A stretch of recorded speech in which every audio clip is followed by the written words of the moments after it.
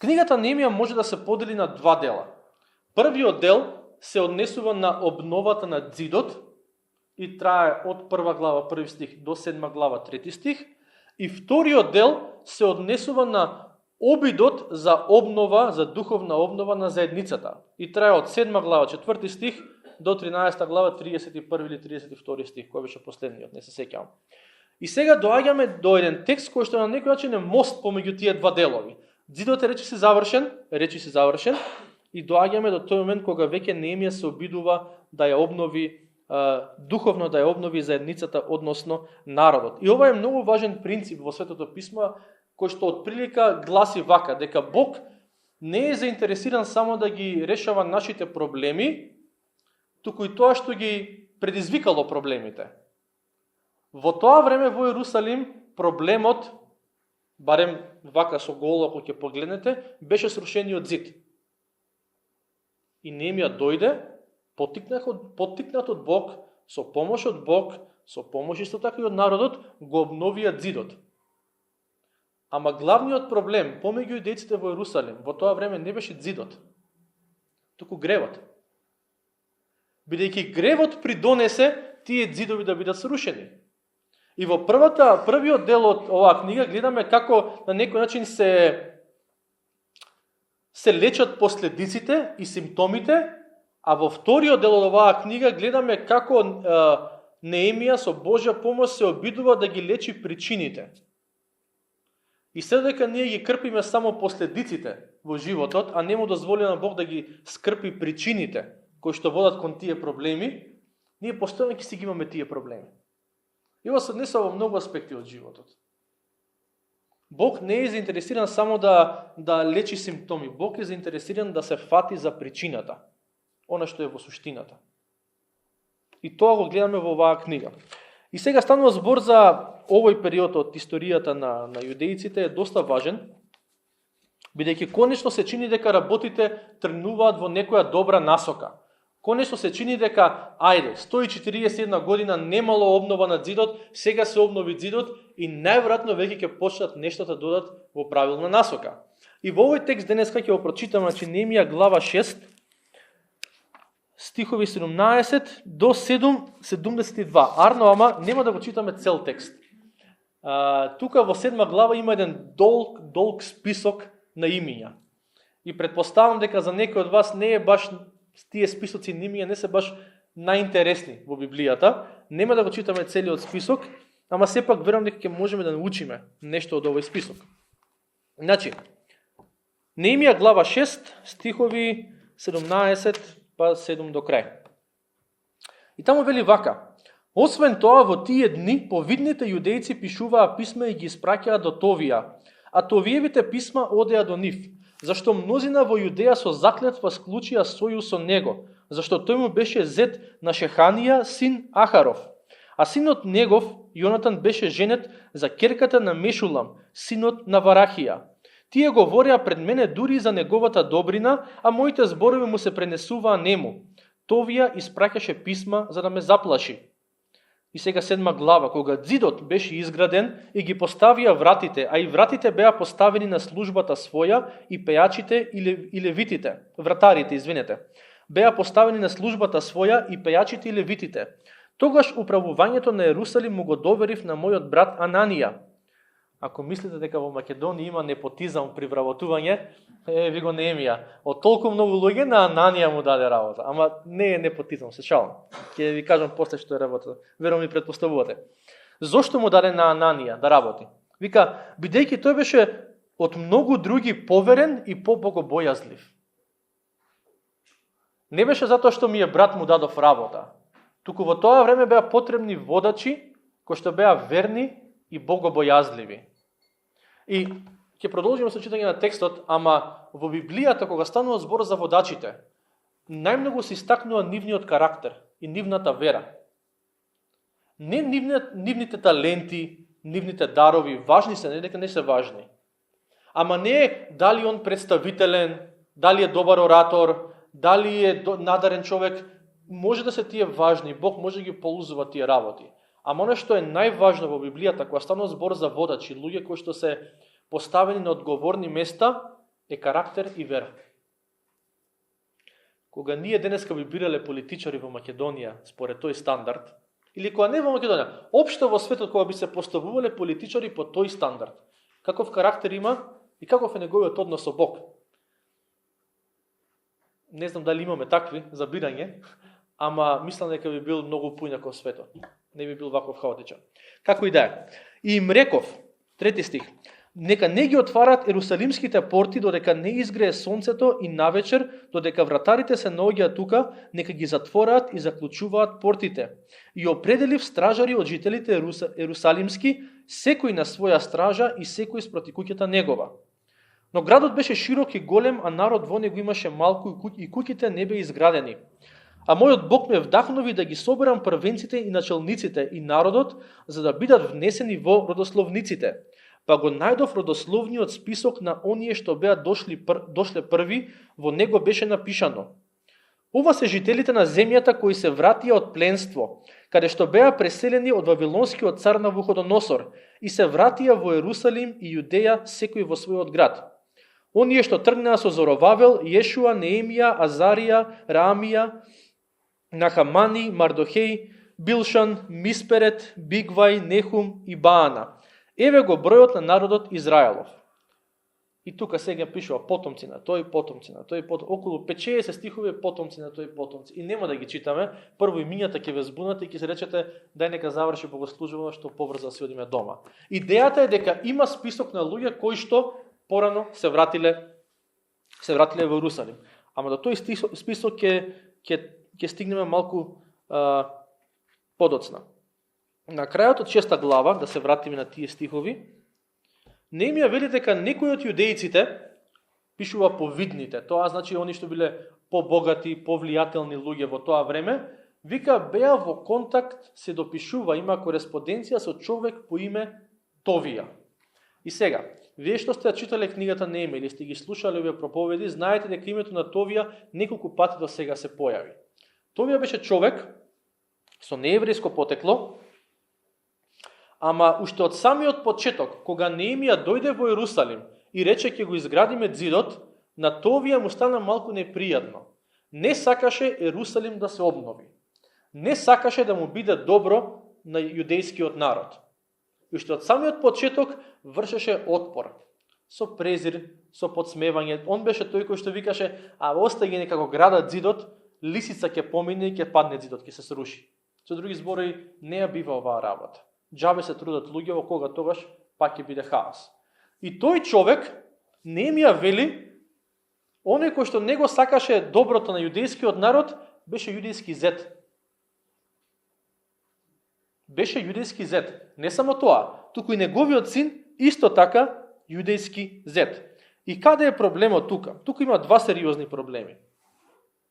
Првиот е фактот што Бог преку Мојсеј, ако сте ги читале првите 5 Мојсееви книги, ќе знаете дека Бог преку Мојсеј на израелците им забрани мешани бракови. И кога велам мешани бракови, не мислам од етничка позадина, туку од религиозна позадина. Кога двајца луѓе, маж и жена, почитуваат различни богови, израелецот му се поклонува на Јахве, а жената се поклонува на Ваал, Бог вика тој брак е забранет. Не смеете. Зошто? Бидејќи ќе дојде време кога под влијание на жената, или обратно, под влијание на жената, мажот израелец ќе почне да се поклонува на Ваал. И малку по малку ќе влегува лажна религија во Израел и Израел ќе почне да се поклонува на идоли. Бог им го кажа тоа. Они рекоа важи и после некое време го направија сосема истото нешто кое што Бог претходно им го забрани. Влегоа во мешани бракови, влезе гревот, влезело поклонството и народот беше освоен и беше однесен во робство. Тоа е првиот проблем. Вториот проблем е тоа што некои од јудејците, наместо да застанат на Божјата страна, на тоа што Бог го прави во Ерусалим, они застанаа на страната на Товија. На некој начин се водеа според неговиот памет. И сега за мешаните бракови малку повеќе ќе зборуваме, бидејќи верувам дека и денес е многу важна тема.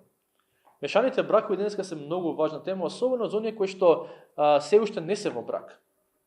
Оние кои што веќе се во брак, тоа е тоа. Сте си го направиле својот сте си донеле својата одлука, живеете со таа одлука. Ама оние кои што се уште не се во брак, и тоа како е важна таа одлука.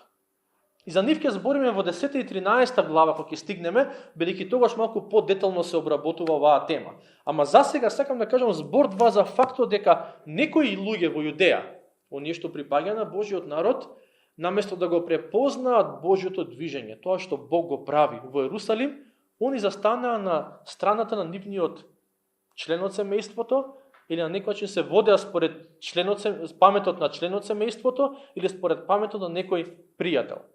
И сега, во Светото писмо ни се кажува дека ние треба да ги сакаме членовите од семејството. Треба да го сакаме своето семејство, треба да ги сакаме своите пријатели, треба да ги сакаме колегите.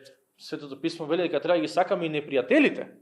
Значи, тука не доведуваме во прашање дали треба некого да сакам и почитувам.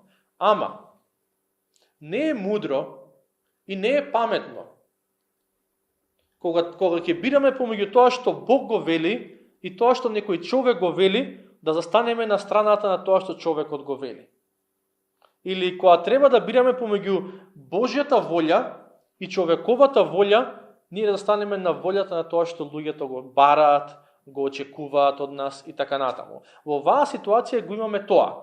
Бог го подигна Неемија и преку него направи едно големо дело кое што 140 години претходно не беше направено, а сепак некои од јудејците му беа лојални на Товија.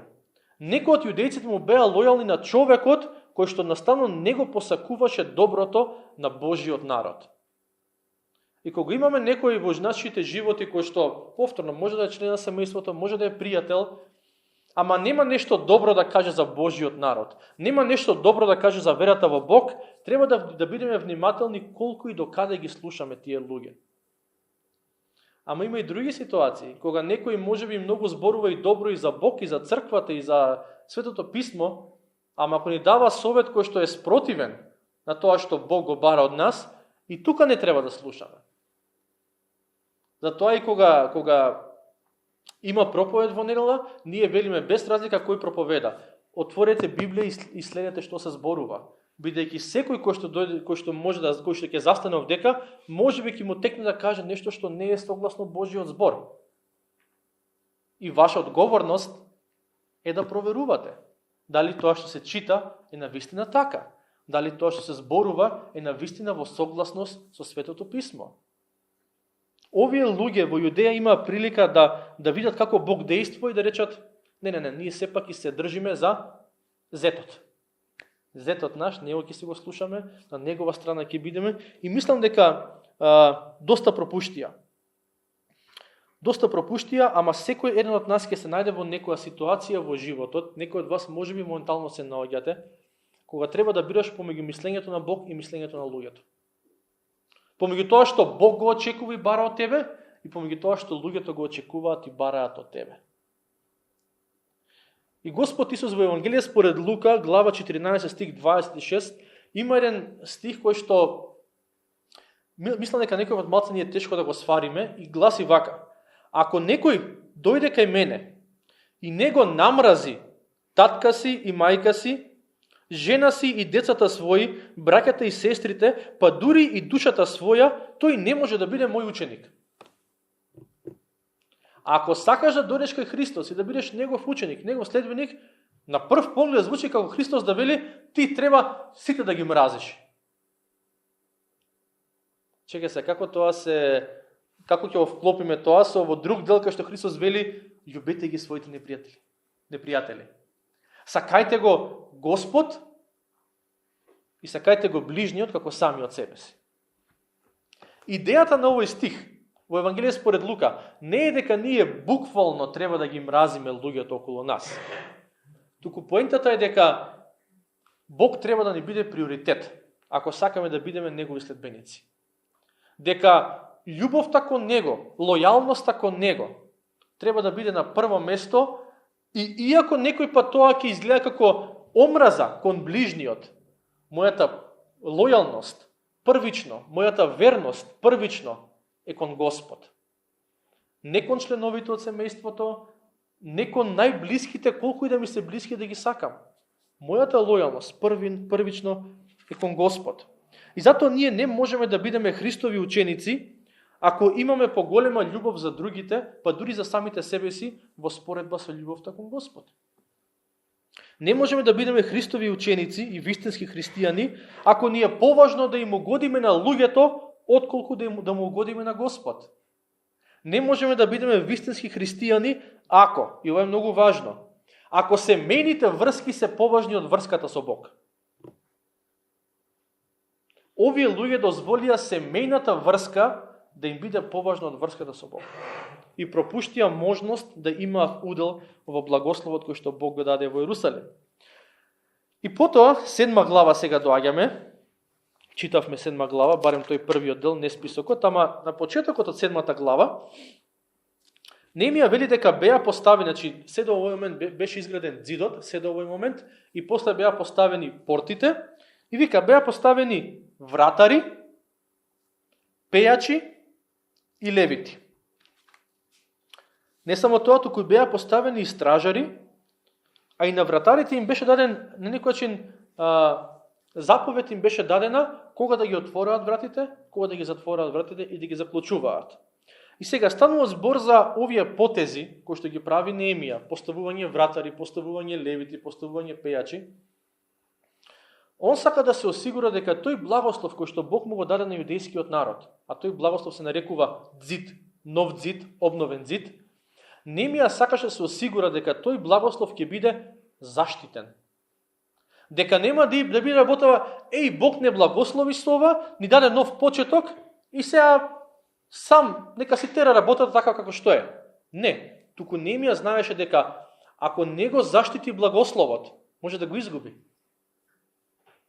Ова е друга тема, но е многу важна и за нас денес. Кога Бог ти даде благослов, кога Бог ти даде нов почеток, кога Бог ти даде некаква обнова, или ќе го заштитиш, или ќе го изгубиш. Не заштитување нека посесивно со љубомора, туку заштитување на Божи начин. Ти дава нов почеток, заштити го со молитва, заштити го со побожност, заштити го со посветеност на Господ. И кога ќе биде така, тогаш веќе ние поставуваме некој ограда околу благословот и викаме, ова ми од Бог дадено и нема да му го препуштам на непријателот така. Ти дал пријателство некој кој што ти е на голем благослов, заштити го. Ти дал некој меѓусебен однос кој што ти значи многу, заштити го. Ти обновил верата, била во криза, заштити ја. Не ја давајте така. Многу е важно да се ги не во наши сили, со Божја помош, со Божјо водство, да ги заштитуваме благословите кои што Бог ни ги дал. И сега Неемија вели дека беа поставени вратари, пејачи и левити. 7 глава 1 стих. А и за вратари ни е јасно. Така, кога имате порта, треба да имате вратари, да се знае кога се отвара вратата, кога се затвора, кој може да влезе, кој не смее да влезе. Ама зошто пејачи и левити? Во тоа време, левитите беа одговорни да се грижат околу храмот. Во следната глава, во 8 глава, читаме дека има и улога да го поучуваат Божиот збор. Значи, има улога во контекст на храмот, во контекст на јавниот религиозен духовен живот на народот. А пејачите, пејачи ко пејачи, луѓе во храмот кои што го водеа славењето, кои што го славеа Господ. И кога Неемија вели поставивме вратари, пејачи и левити, ако читаме меѓу редови, он вика поставивме луѓе кои што се одговорни за ѕидот и поставивме луѓе кои што се одговорни за храмот. Зошто? Бидејќи без обнова на јавниот, ако сакате религиозен, на некој христијан не се допаѓа зборот религиозен, ја немам ништо против него, без обнова на јавниот духовен или религиозен живот на јудејците, секој одеше пак во хаос. Кој беше главниот проблем? Зошто јудејците отидоа во робство, зошто градот беше уништен? Гревот. Тоа што јудејците му свртеа грб на Бог. И сега почнува оној дел каде што Неемија сака да ги поттикне со помош на други водачи, да ги поттикне јудејците да му го свртат лицето на Бог. Да се вратат назад повторно кај Бог. А како ќе се вратиме назад кај Бог или како они ќе се вратат назад кај Бог ако не го познаваат неговиот збор? Така? И затоа беа поставени левити, луѓе кои што ќе застанат и во 8 глава ќе видите ќе го читаа Божиот збор и им кажуваа на јудејците еве што значи Божиот збор. Невозможно е човек да поверува во Христос, да го следи Бог, да трне по неговиот пат, ако не знае што Бог има кажано. Како ќе го следиш? Беа поставени луѓе кои што го поучуваа Божиот збор и беа поставени луѓе кои што го славеа Господ. Ако ќе се вратиме кај Господ, што друго може да правиме освен да се каеме и да го славиме. И затоа ова беше на некој начин решение за да биде обновен животот, религиозниот живот во контекст на храмот. И поентата не беше само да се обнови зидот. Сега имаме нов зид. Супер. Ама народот внатре хаос, не ги интересира ни Господ, ни законот, ни посветеноста, ни славењето. Поентата беше ќе го обновиме зидот и ќе почнеме да работиме на проблемот кој што доведе до рушење на зидот. Да, ќе барам од Господ да ми помогне со ситуацијата во која што се најдов, ама исто така ќе барам од Господ да ми помогне да се справам со тоа што предизвика оваа ситуација и да работи на моето срце. Не само да ги лечи околностите или ситуациите околу мене, туку да го лечи тоа што е длабоко во моето срце, кое што ги предизвикува тие проблеми, кое што ги предизвикува тие околности кои што не ми се допаѓаат. Значи, лечење на симптоми и на последици, ама лечење и на причини. Сега веќе доаѓаат они во ситуација каде што сакаат или се обидуваат да ги стредат, да се справат со причината поради која што дојде до овој хаос. И ова е повторно друга тема, ама ќе напоменам дека Божиот интерес за твојот и за мојот живот е да работи тука. Ова му е најважно на Бог. Срцето, внатрешното битие. Не само Господе те молам среди ми оваа ситуација. Можеби ќе среди, можеби нема да среди. Тоа е негова работа. Бог е главно заинтересиран да донесе промена длабоко во нас. Не само да ги решава проблемите околу нас. Конкретен пример, ако некој, например, има проблем со некој порок кој што му предизвикува проблеми со здравието. И сега, може да се молиш, Господе те молам трни ги овие симптоми. Ама Бог не сака само да ги трне симптомите, Бог сака да го трне, да трне таа желба која што те води кон порокот. Или некој има нарушен меѓусебен однос. Господе, ме боли што овој нарушен меѓусебен однос е таков како што е. Божјата волја е првично да работи на тоа што придонело да дојде до тој нарушен меѓусебен однос. Не само ќе ти го среди проблемот, па ти продолжиш си по старо. Тоа е искушението некој пат. Боже, ти среди ми ја ситуацијава и сега е криза, тешко е и после една дена пак по старо. Јудејците, Господе, храмот да ни се зидот да ни се обнови и се обнови. Што после? Пак по старо? Не. Ова е нов почеток. Ова е нов почеток кога луѓето почнуваат да се грижат за духовниот живот. И доаѓаме до втори стих, каде што вели нели Ананија дека бил поставен за водач, брат му Ананија, Неемија го постави својот брат да биде не водач, да биде одговорен за зидовите. Ама не е непотизам ова, не секирете, ова е само во тоа време му беа потребни луѓе на Неемија кои што се доверливи.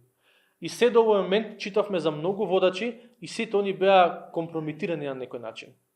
Верувам дека во тоа време добрите водачи, побожните водачи се броја не на рака можеби.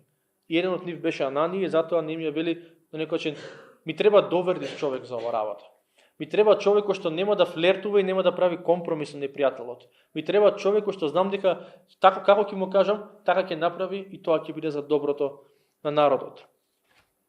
И во стих 3, ова е интересен стих, верувам забележавте некој од вас, он вели дека беа поставени стражари, вика им реков нека не ги отварат Ерусалимските порти додека не изгледа сонцето и навечер додека вратарите се наоѓаат тука, нека ги затвораат и заклучуваат вратите. И оваа последна реченица од стих 3. И определив стражари од жителите Ерусалимски, секој на своја стража и секој спроти куќата негова. Секој беше одговорен за својот дом, секој стражареше пред својот дом за да се осигура дека непријателот нема да нападне од таму. Секој еден од нас е повикан да стражари пред својот дом.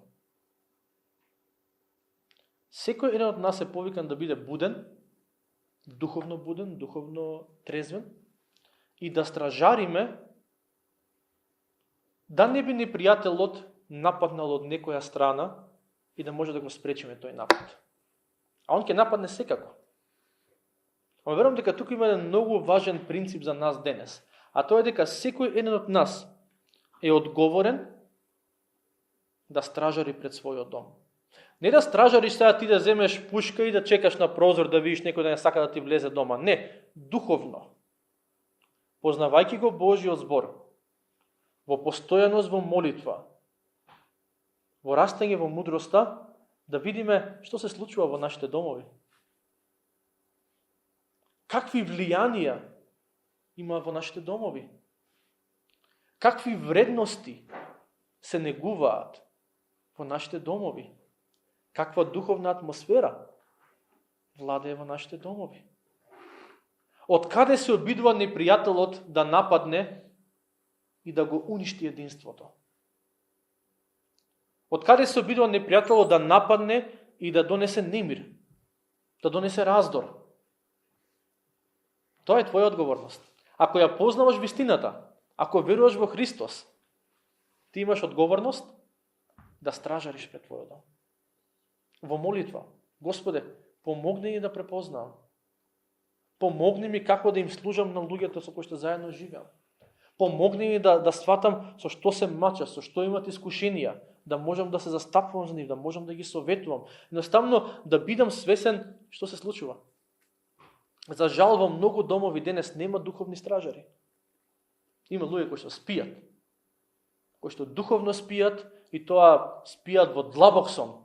Дори почнуваат да хрчат веќе. Ептен се заспани. И нема духовни стражари по домовите, и затоа децата забегуваат, и затоа семејства се растураат и така натаму. Зошто? Бидејќи секој си го гледа своето, никој не се грижи да рече: Господе, што е твојата волја откриена овдека и како можеме да следиме ние како семејство твојата волја? И за жал и во црквата и надвор од црквата сме виделе семејства кои што се растураат. Ја не велам дека тоа е затоа што сите секој пат се виновни во тие семејства, ама некој пат некој ќе стражари, некој нема стражари, семејството ќе се растори. Ама идеално е кога секој во семејството ќе стражари. Секој во семејството ќе ја бара вистината, ќе сака да живее во вистината и тогаш веќе вели апостолот Павле во Ефесијаните: немојте да му давате простор на ѓаволот. И тогаш веќе ѓаволот нема простор. И такви домови треба се стремиме да градиме. За тоа треба да го молиме: Господе, дај ми да во мојот дом да имаме желба за твојата вистина, да имаме копње за твојата вистина, да бидеме луѓе кои што ќе стражарат, ќе се пазат од нападите на непријателот. Зошто? За слава на твоето име. За да можеме да останеме обединети, да можеме да останеме во тебе и да не дозволиме на непријателот да го растори овој благослов кој што ти си ни го дал. И при сето ова е добро да бидеме свесни дека духовно стражарење не значи дека ти си одговорен или одговорна за тоа што другите го прават. Некои па другите ќе направат нешто кое што тебе воопшто не се допаѓа и не е во согласно со писмото и ти не можеш тоа да го спречиш. Камо да можевме ние, па можеби тоа и не е баш и добра желба, ама некој пат си викаме: камо да можев и јас да контролирам што другите прават и да не забегаат, каде одат, какви одлуки носат, по кој пат одат, да имам некој контрола врз моето семејство. Ама па и тоа не е добро. Бидејќи некој пат па и ние ќе бидеме во грешка и тој што ги контролира нештата, ќе ги контролира сите во погрешна насока. Ама поентата е дека духовното стражарење не подразбира дека ти си одговорен и дека ти треба да ги поправаш другите во се. Повторно ќе кажам, секој човек си има слободна волја. И другиот може да одлучи да направи нешто кое што не е во согласно со Божјата волја. Така? Ама дури во такви околности, да стражариме пред нашите срца. Ако јас не можам да ги контролирам тугите постапки, можам да контролирам како ги толкувам. Можам да контролирам со Божја помош какво влијание имаат врз мене. Така што да, јас се обидувам да стражарам и треба да се обидуваме да се обидуваме да стражариме пред нашите семејства, пред нашите домови, да го заштитиме благословот кој што Бог ни го дал. Ако некој друг не сака да го заштити тој благослов, мое е да се заштитам себе си. Да пазам како оваа ситуација, какови околности имаат влијание врз мене. Ама во светло на овој стих, каде што секој беше поставен на стража и секој спроти куќата негова, прашањето на кое што мислам дека е добро да размислиме, на кое што е добро да размислиш, и јас да размисламе, дали стражариш пред твојот дом? Дали си буден? Дали си будна? Во молитва, во словото, во славењето, во заедништвото? Свесни ли сме кои се нападите врз нашите домови? Поентата, покрај другото на ова е дека секој стражареше пред својот дом и требаше да биде свесен. Ако непријателот сака од тука да нападне, да знам. Свесни ли сме за нападите врз нашите ближни? Деца, пријатели, роднини, најблиското семејство, првично до најблиското семејство. Ова е многу важно. Бидејќи ако нема стража, благословот може да се изгуби. Ако нема стража, благословот може да се изгуби. И за жал сме биле сведоци на тоа, ама по Божја милост не мора ние да бидеме дел од таа статистика, од таа лоша, негативна статистика. И сега доаѓаме до последниот дел на некој начин, 7 глава, поголемиот дел од 7 глава. Тоа е од 4, 5 тамо некаде стих до 72 стих. Не ги прочитавме сите, ама станува збор за список. Список на луѓе кои што се вратија од робството во Персија, се вратија назад во Јудеја. И ако отворите во книга Езра, таа е претходната книга пред Неемија, глава 2, ќе го најдете сосема истиот список и таму. Идејата беше токму тоа што го спомнав претходно.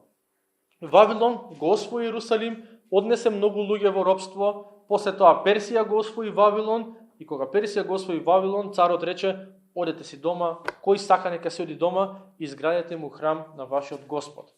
Отидоа луѓето и овие се луѓето на некој начин потомците или бројката кои што се вратија назад. Времето кога се вратија назад е отприлика 100 години пред овие настани запишани во книгата на Неемија. Неполни 100 години пред овие настани луѓево се вратија во Ерусалим или во Јудеја, општо во таа област.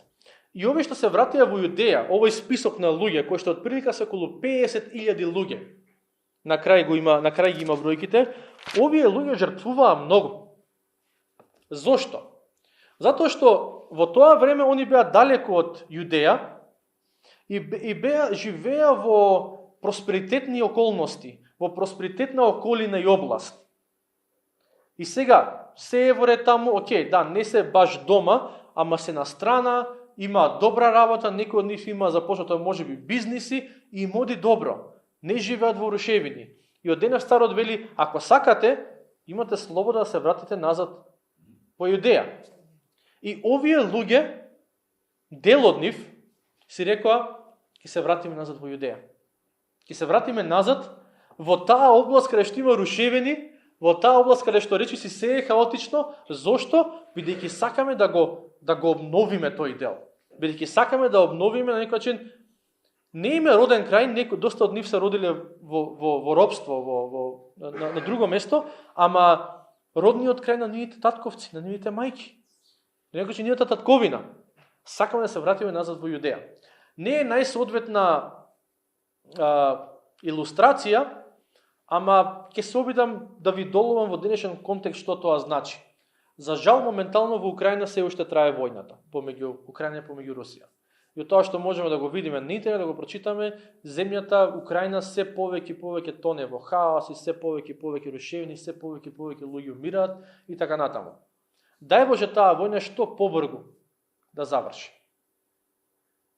Враќањето на јудејците од Персија во Јудеја е исто како војната во Украина да заврши и после 5-10 години украинците што отидоа во Европска унија, во богати земји, да се вратат назад во рушевините да речат ние ќе работиме на обнова и на градење на нашата земја. Се враќаме во рушевини, се враќаме во економски колапс, се враќаме во духовен и морален можеби колапс, како и да е, ама ние се враќаме, го оставаме просперитетот и се враќаме назад во рушевините. Тоа го направија овие јудејци. И жртвата не е мала. Жртвата воопшто не е мала, бидејќи оставија убави околности, оставија можеби убави куќи, добри бизниси, за да се вратат во урнатини. И сега прашањето е зошто Неемија го вади овој список на виделина на луѓе што 100 години претходно се вратиле во Јудеја. Моje лично убедување е дека постојат две причини. Првата е да ги потсети луѓето во негово време, Неемија да ги потсети дека Божјото дело не започна со нив. Божјото дело започна 100 години претходно, со друга генерација, со други луѓе кои што жртвувале, со други луѓе кои што инвестирале, кои што се дале себе си. А неговата генерација сега е повикана да го продолжи тоа дело. Тоа е една причина. Верувам дека втората причина е да сватат луѓето дека они се таму каде што се, дека имаат обновен зид покрај другото, затоа што некои други претходно жртвувале. Затоа што некои други луѓе претходно давале. Затоа што се вратиле, затоа што не останале таму кај што било подобро, попросперитетно. Ако оваа генерација на луѓе запишани во 7 глава не се вратеа во Јудеја 100 години претходно, немаше да има нов зид. Немаше градот Ерусалим конечно да заличува на нешто. Што е значењето на сето ова за нас денес? Толкав список на имиња. Добро е со вера да ја пристапиме на сегашноста и на иднината. Ама добро е да се вратиме назад малце во минатото. И да се сетиме дека ние сме тука каде што сме, затоа што некој претходно вложувал. Затоа што некој претходно се молел. Затоа што некој претходно жртвувал. Затоа што некој претходно давал, ја поставил основата на некој начин за ние да бидеме денеска тука каде што сме. Божјото дело ниту започна, ниту ќе заврши со тебе и со мене. Божјото дело е започнато години пред нас и ќе продолжи години после нас. Ние сме дел од таа приказна. По Божја милост би рекол дека сме и важен дел од таа приказна, ама не е почетокот. И како што секој еден од нас има биолошки предци, секој еден од нас има и духовни предци.